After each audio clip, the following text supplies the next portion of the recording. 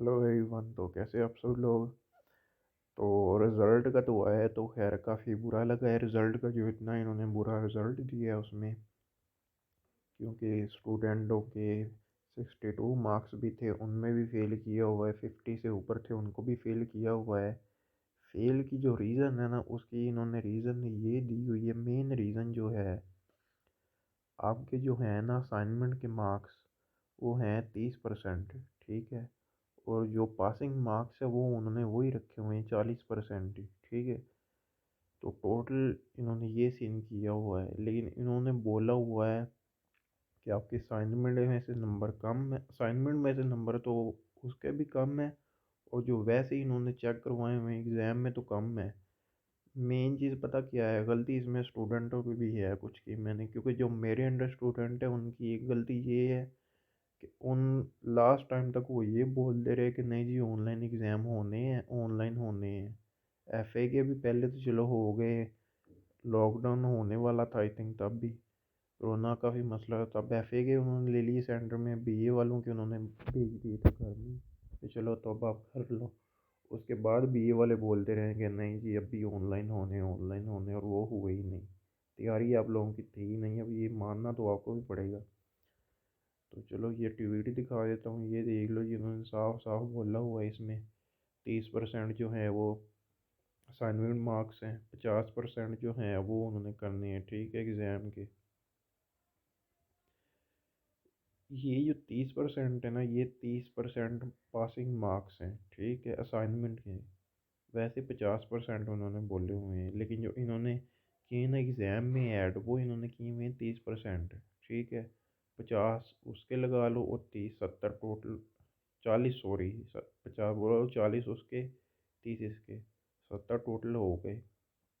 70 में से भी आपके नहीं आए उतने, इसीलिए आपको फेल कर दिया गया। ये नीचे लिखा हुआ है, result in show CMS showing. ठीक है।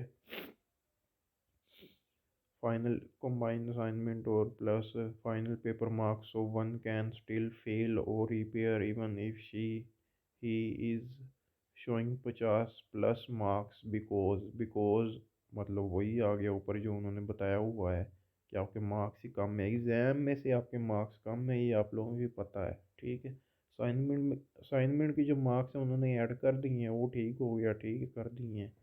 लेकिन जो मेन थे वो आप लोगों के कम मार्क्स इस वजह से बने हैं। 62 वाला भी फेल है, उसका भी यही सीन है, क्योंकि उसको भी वही नहीं था हुआ, उसके भी एग्ज़ाम में से नंबर नहीं आए। तो इसमें भी इन्होंने बताया हुआ है कि वोट असाइनमेंट मार्क्स और ये सारी चीज़ें, ये भी आप लोग देख लो।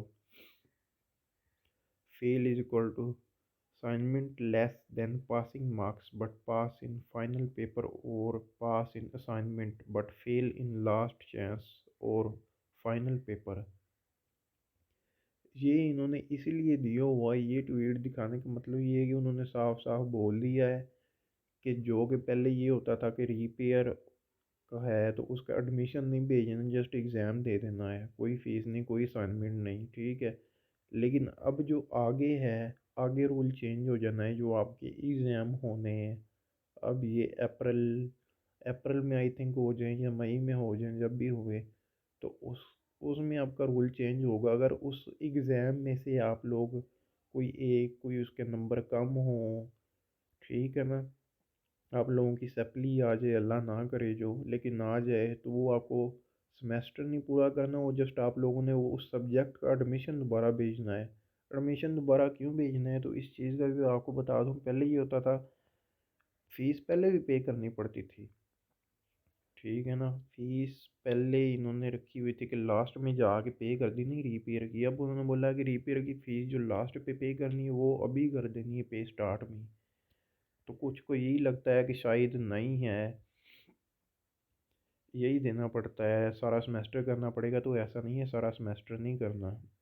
तो बात कर लेते हैं, क्लियरली आपको बता दूं, रीपेयर वालों ने कोई एडमिशन नहीं भेजना, कोई कुछ नहीं करना, कोई असाइनमेंट नहीं लिखनी, जस्ट एग्ज़ाम है आपकी, जो मई में, अप्रैल या मई में जब भी हुए, तो उनमें आपने जस्ट एग्ज़ाम देने हैं। ठीक है। उसके बाद जो फेल है, फेल वालों ने ये सीन करना है कि उन्होंने एडमिशन दोबारा भेज लेना है, जितना भी है, एक दो, अभी भेजना है अभी भेज लें एडमिशन, अभी समझ लें कि नहीं भेज सकते, बुक्स ज़्यादा हैं, तो कोई इशू नहीं है। और जब फोर्थ सेमेस्टर होगा ना, उसके साथ लगा के भेज लेना एडमिशन, इतनी आपको है रिलैक्स। फोर्थ के साथ आप लोगों ने लाजमन भेज लेना है, अभी ना भेजिए, ये नहीं कि सारा सेमेस्टर ही करना है। जस्ट जो फेल है उसके ही करने है, उसका एडमिशन भेजना है, और उसका तो आपको पता ही है, फिर एडमिशन भेजना है तो उसकी असाइनमेंट भी लिखनी है, ठीक है। एग्ज़ाम तो देना ही है। तो बाकी जो रह गई बीएड या बीएस, तो इनका तो खैर रिज़ल्ट का कोई ख़ास इल्म नहीं हुआ मुझे।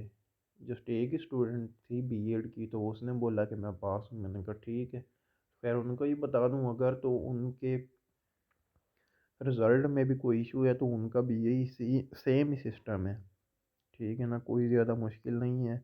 अगर वर्कशॉप में रिपेयर आया है तो वर्कशॉप की कर देनी है, ठीक है ना। वर्कशॉप का खैर उन्होंने करवा दिया था, पहले रिज़ल्ट शो करवाया था। तो अगर वर्कशॉप में है तो वर्कशॉप पहले ले लेनी है, अगर एग्ज़ाम में मसला बना है तो एग्ज़ाम दे लेना है।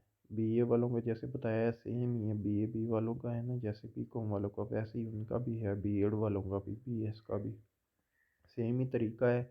लेकिन अगली दफ़ा जो एग्ज़ाम होने हैं उनमें चेंज है, उनमें आपने फ़ेल नहीं होना, यही कोशिश करनी है। और करना ये है कि आप लोगों के जो एग्ज़ाम है उसमें आप लोग कंफर्म 50 नंबर का एग्ज़ाम करके आओ, फिर पास होना है आप लोगों ने।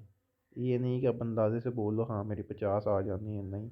50 से ऊपर करके आओ, नीचे नहीं करके आना, नीचे करके आए तो आप लोगों ने फ़ेल हो जाना है। ये थी आज की वीडियो। तो ना समझ आए तो पूछ लेना कमेंट करके।